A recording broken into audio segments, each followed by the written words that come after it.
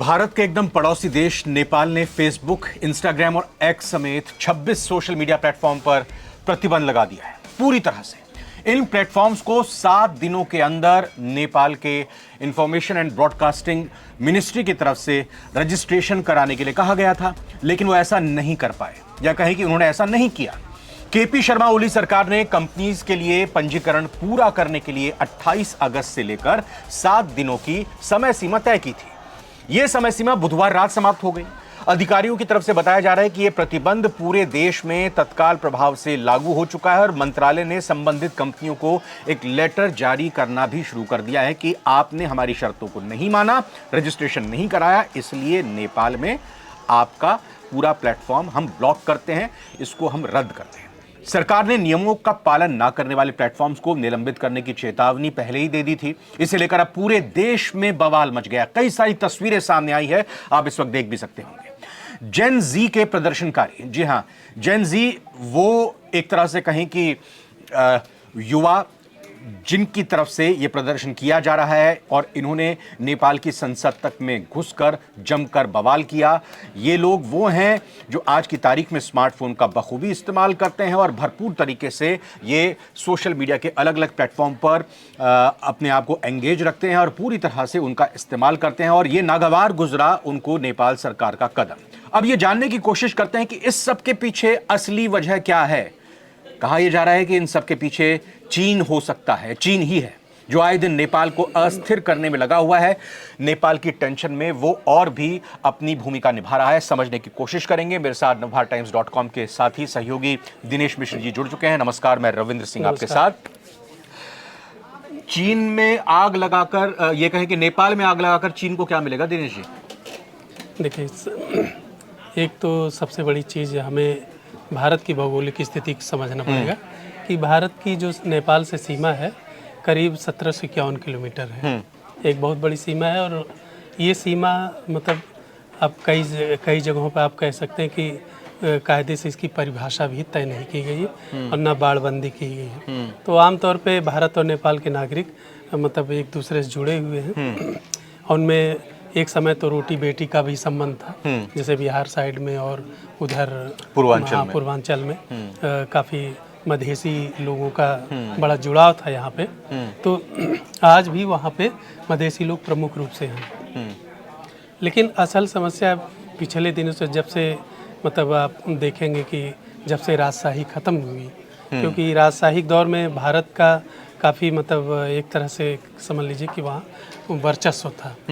लेकिन राजशाही खत्म होने के बाद से जैसे आंदोलन लोकतंत्र की तांत्रिक सरकार आई, तो लेकिन उस सरकार को स्थिर नहीं होने दिया गया। वहाँ लोकतंत्र गाहे बेगाहे कहीं न कहीं, कभी केपी शर्मा ओली चीन के पक्ष में चले जाते हैं, तो कभी प्रचंड चले जाते हैं। कभी न कभी इस तरह से नेपाल को एक समझ लीजिए कि जैसे पाकिस्तान अस्थिर पड़ोसी है, वैसे नेपाल को भी अस्थिर किया जा रहा है। आप ये पूरा एक व्यू रचना देखिए तो भारत के चारों ओर, जैसे बांग्लादेश भी एक अस्थिर पड़ोसी है, श्रीलंका भी कहीं न कहीं एक पड़ोसी है, तो मतलब अस्थिर पड़ोसी। तो जितना पड़ोसी अस्थिर होगा भारत का, उतना फायदा चीन को होगा। क्यों? क्योंकि वहाँ पर इनकी जैसे जो भौगोलिक रूप से निकटता जो है, भले बॉर्डर हमारे तरफ है, लेकिन चीन क्या है, चीन की एक पॉलिसी है कि सस्ती दरों पे, सस्ते उस पे ब्याज दरों पे क्रेडिट ऋण देता है, बड़े बड़े कर्जे देता है, वहाँ पे इंफ्रास्ट्रक्चर डेवलप करता है, और उस इंफ्रास्ट्रक्चर के बहाने वो अपनी आर्मी और तमाम इस्टेब्लिशमेंट जो है वहाँ करता है। तो ये समय समय पर खबरें आती रही। आप देखेंगे कि पिछले दिनों कई बार जैसे लिपुलेख दर्रे की बात आती है, काला पानी की बात उठ के चली आती है। अक्सर ये प्रदर्शन होते हैं। ये प्रदर्शन कौन कर रहा है? जाहिर सी बात है, ये प्रदर्शन के पीछे कहीं न कहीं इसकी चीन की भूमिका है। तो आपका कहने का मतलब ये है कि चीन ने नेपाल सरकार को विवश कर दिया, या ये कहा कि भाई आप जितने भी सोशल मीडिया प्लेटफॉर्म हैं जो ज़्यादातर यूएस बेस्ड कंपनीज हैं, आप उनको ऐसा माहौल बना दीजिए ताकि आप उन पर प्रतिबंध लगा दें, उससे फिर क्या फायदा होगा? और क्या नेपाल को अंदाजा नहीं था कि उसके जेनजी से आने वाले युवा भड़क जाएंगे और ये दांव उल्टा ही पड़ सकता है? और ऐसा करके नेपाल के साथ क्या हासिल करना चाह रहा है? क्योंकि चाइना को भी हम देखते हैं कि चाइना में भी अमेरिका या किसी और विदेशी कंपनी के सोशल मीडिया के प्लेटफॉर्म इस्तेमाल नहीं होते हैं। वो सिर्फ अपने ही बनाए हुए सोशल मीडिया ऐप्स का, प्रोग्राम्स का इस्तेमाल करता है। जी, चीन की मंशा यही है कि नेपाल में वो पूरी तरह से अपना कब्जा करे, अपने होल्ड में रखे। क्योंकि जैसे उसने तिब्बत को अपने कब्जे में कर रखा है, उसी तरह से नेपाल पर अगर होल्ड ज़्यादा होगा तो नहीं, भारत तक उसकी पहुंच आसान है। सोशल मीडिया पर रोक लगाने का मतलब ये हुआ कि डर गए हैं, घबरा गए हैं कि सोशल मीडिया से सच सामने आ जाता है। आज की तारीख में सबसे पावरफुल टूल जो है कम्युनिकेशन का, संचार का, सोशल मीडिया को ही माना जाता है। हाँ, तो ये तो है ही है। चीन हमेशा सोशल मीडिया से डरता है और इसीलिए उसने विदेशी जितने मीडिया हो, चाहे सोशल मीडिया हो, उस पर पाबंदी लगा रखी है। नहीं तो हम जो तस्वीरें अब देख रहे हैं, आप कितना युवाओं का गुस्सा भड़का हुआ है, किस तरीके से वो संसद परिसर के अंदर चले गए और आज उनकी तरफ से एक स्टेटमेंट भी निकलकर सामने आई है। ये किसी संगठन से जुड़े नहीं हुए नहीं है, ये किसी पार्टी से जुड़े हुए नहीं है, ये अपने आप सफूर्त ये आंदोलन एक खड़ा हुआ और अचानक से ये सब लोग आ गए और उनका कहना है कि हमारा आज का आंदोलन कामयाब रहा, हम जो चाहते थे हम वो करने में कामयाब रहे। वहीं दूसरी तरफ नेपाल के प्रधानमंत्री ओली का ये कहना कि ये साजिश है हमारे खिलाफ और हमें पता है किसका इसके पीछे हाथ है। हाँ, अब देखिए एक बात और है, अभी जैसे मैं भी टीवी न्यूज़ चैनलों पर देख रहा हूँ तो जो नेपाल के एक्सपर्ट हैं और पॉलिटिकल एक्सपर्ट वगैरह हैं, वो भी कह रहे हैं कि मतलब जो ये प्रदर्शन हो रहे हैं उसमें कहीं ना कहीं राजनीति भी शामिल है। कोई प्रदर्शन यूं ही भड़क नहीं जाता है। सिर्फ व्हाट्सएप, फेसबुक और इस पे बैन लगाने के चक्कर में सिर्फ इतने बड़े प्रदर्शन नहीं होते। उसके पीछे कहीं ना कहीं एक राजनीतिक साजिश भी होती है, इन्वॉल्वमेंट। इसको सीधे तौर पर अगर ये समझें कि अगर चीन चाह रहा है कि नेपाल में डिस्टर्बेंस हो, वो नेपाल की सरकार को ये कहते हुए कि आप सोशल मीडिया प्लेटफॉर्म्स को बंद कर दीजिए, और दूसरी तरफ नेपाल सरकार को ये अंदेशा है, उसको ये शक है कि राजशाही जो परिवार है उनकी तरफ से भारत से शह पाकर ये सब खेल खेला गया। क्या यही चल रहा है नैरेटिव? हाँ, मतलब आरोप तो यही लगाए जा रहे हैं, लेकिन इन आरोपों में अभी दम नहीं, क्योंकि भारत ने ही डेमोक्रेसी की बात की थी और वहाँ डेमोक्रेसी स्थापित कराई थी। ये मतलब उसमें एक बड़ी सच्चाई है। लेकिन ये चिंगारी जो भड़की है, आग की शक्ल जो ले चुकी है, इसकी लपटें भारत में भी आएंगी, भारत को भी नुकसान होगा। तो अभी फिलहाल तो ऐसी नहीं है, लेकिन ये है कि अगर ये आंदोलन ज़्यादा लंबा खींचा और इसमें बड़े पैमाने पे जैसे खूनी, मतलब अभी 6-7 लोगों के मरने के बात आ रही है, और अगर इसमें विदेशी एजेंसियां भी इन्वॉल्व होती हैं जैसे अमेरिका और तमाम ये चीज़ें, और लंबा खींचता है, तब इससे भारत को नुकसान ज़्यादा होगा। लेकिन ये बड़ी एक चिंता की बात है, पाकिस्तान के जो आर्मी एस्टेब्लिशमेंट है वहाँ पर पीटीआई के समर्थक घुसते हैं, श्रीलंका में राष्ट्रपति के जो हाउस है वहाँ पर प्रदर्शनकारी और युवा घुस जाते हैं, बांग्लादेश में हमने देखा किस तरह से शेख हसीना को वहाँ से सत्ता से हटाकर वहाँ पर प्रदर्शन सड़कों पर किया जाता है। अब ये नेपाल की यहाँ पर हमें तस्वीर देखने को मिल रही है। भारत के पड़ोस में जो कुछ चल रहा है, इसका प्रभाव भारत पर? हाँ, प्रभाव ये होता है कि भारत के प्रति भरोसा कम होता है ऐसे देशों का, और जो विदेशी शक्तियाँ जैसे चीन है, चीन जो है ये बात मनवाने में कामयाब हो जाता है कि आपके लिए हम हैं। जैसे अब आपको बताएं 2015 में जैसे भारतीय वैश्विक परिषद सप्रू हाउस है, एक इंस्टीट्यूट है, तो उसकी एक रिसर्च छपी, तो उसमें एक चीज़ लिखी गई कि 2015 में जब नेपाल में विनाशकारी भूकंप आया था तो उस टाइम क्या हुआ था कि नेपाल के नए संविधान की घोषणा हुई, ठीक है, और इन सब के साथ ही कई और घटनाएं थी, तो जिसके साथ भारत साथ जो नेपाल का कारोबार है वो प्रभावित हो गया।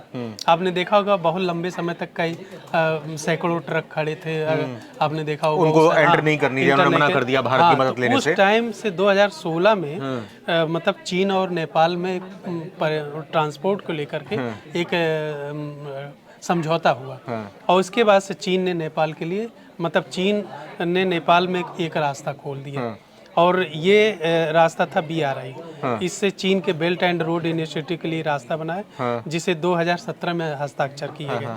तो इस तरह से चीन कैसे घुसपैठ करता है किसी के आंतरिक मामलों में, ये उसका एक बड़ा उदाहरण है। एक भ्रष्टाचार भी इसके पीछे बड़ा फैक्टर माना जा रहा है कि चीन में पीएलए के भ्रष्टाचार को लेकर शी जिनपिंग लगातार मुखर रहे हैं और अपने विरोधियों को वो निपटाते रहे हैं। दूसरी तरफ भ्रष्टाचार के आरोप यहाँ पर नेपाल में, चाहे इससे पहले भी जो प्रधानमंत्री रहे हों उनको हटना पड़ा, अपनी सत्ता गंवानी पड़ी, उनके ऊपर भी बड़े बड़े आरोप लगे।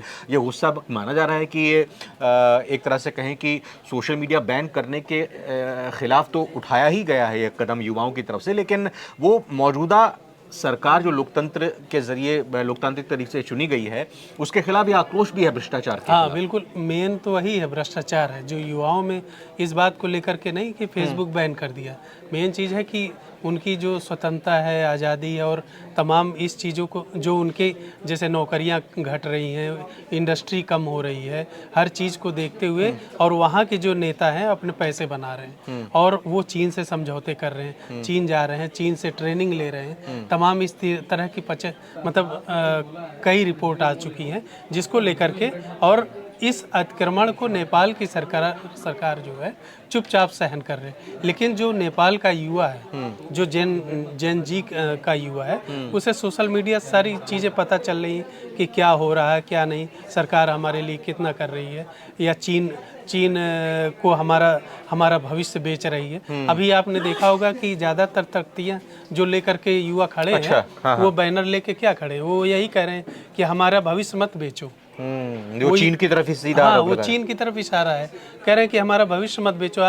आप सारा काम दिखा रहे हो कि हम आपके लिए कर रहे हैं, और कर किसके लिए रहे हो, चीन के लिए कर रहे हो। तो सारा मामला वहाँ जाके है, असली कारण वहाँ है, भ्रष्टाचार के लिए लड़ाई लोग लड़ रहे हैं। किस उम्र के युवा जेन जी में आते हैं और क्या वाकई में आज के जेन जी ये बर्दाश्त नहीं कर सकते कि सोशल मीडिया से, मोबाइल फ़ोन से, स्मार्टफोन से उनको अगर दूर कर दिया जाता है तो फिर वो इस तरह से नहीं। अब देखिए, आज के दौर में सबसे बड़ी चीज़ है सूचना ही, जिसके पास सबसे ज़्यादा सूचना होगी वही सबसे ज़्यादा ताकतवर होगा। ये जाहिर सी बात है, ये कहा भी जाता है। और आपस में कम्युनिकेट कोई भी सूचना एक हो गई कि भाई खबरों की जानकारी मिल रही है, लेकिन एक तरफ ये भी बात लगती है ना कि आप रील्स देखते हैं, शॉर्ट्स देखते हैं, उसमें आप अपना मनोरंजन हासिल करते हैं, वो क्या आपको ये तो सेकेंडरी चीज दे रहा है, ये तो इंटरटेनमेंट की बात हो गई। लेकिन आप ये देखिए कि इन्हीं रील्स और इन्हीं के अलावा इसके अलावा बहुत सारी खबरें जो है सोशल मीडिया पर चलती हैं और जिसके जरिए हमें जानकारी मिलती है। फिर उनके आधार पर इवन मीडिया कवरेज भी होती है। बहुत सारी घटनाएं हम कवर नहीं कर पाते हैं, लेकिन लोग एक वीडियो डालते हैं और उस पर वो चिंगारी बन जाती, खबर बन जाती। अब ये कह दिया गया है जिन्होंने आंदोलन किया कि आज का हमारा सफल रहा, यानी कि उन्होंने एक यहाँ पे अपनी बात कही है कि हम आगे भी इसको जारी रखेंगे, ना कहकर भी ये कह दिया है। बिल्कुल। सरकार का ये कहना है कि हमें पता है कि साजिश हमारे देश के खिलाफ, तो ये लगता है कि मामला आगे जाएगा। भारत की तरफ से क्या कुछ प्रतिक्रिया दी जानी चाहिए या भारत अभी खामोश रहेगा? नहीं, भारत तो अभी फिलहाल प्रतिक्रिया नहीं देगा, लेकिन वो क्लोज मॉनिटर तो करेगा ही, क्योंकि पड़ोसी है तो जाहिर सी बात है कि क्या हो रहा है क्या नहीं पड़ोस में, हर चीज़ पे वो नज़र रखेगा। लेकिन अभी वहाँ पे इस तरह की चीज़ें नहीं है कि मतलब वहाँ दखल करें। नज़र रखेंगे दिनेश जी, बहुत ही महत्वपूर्ण डेवलपमेंट है और इस लिहाज से भी, चूंकि इसमें चीन की साजिश की बू आ रही है और दूसरी तरफ इसमें भारत के ऊपर भी असर पड़ सकता है, प्रभाव पड़ सकता है, और इसमें कोई दो राय नहीं है कि नेपाल की सरकार की तरफ से इसमें भारत के ऊपर भी ठीकरा फोड़ने की कोशिश की जा सकती है। ये भी देखने वाली दिलचस्प बात होगी। ओली खुद चीन समर्थित है। तो ये वीडियो आपको कैसी लगी और इस पर कमेंट करके ज़रूर बताइएगा। और मुख्य तौर पर हम चाहेंगे कि जो भारत की जेन जी है वो इस पूरे घटनाक्रम को कैसे देखती है, आपके कमेंट बताइएगा। और अगर आप जेन जी से जुड़े हुए हैं तो ये भी अपने कमेंट में बताइएगा कि जी हाँ, हम जेन जी से जुड़े हुए हैं और आपका इस पर क्या तर्क है, क्या मत है। फिलहाल बहुत बहुत धन्यवाद। शुक्रिया, नमस्कार।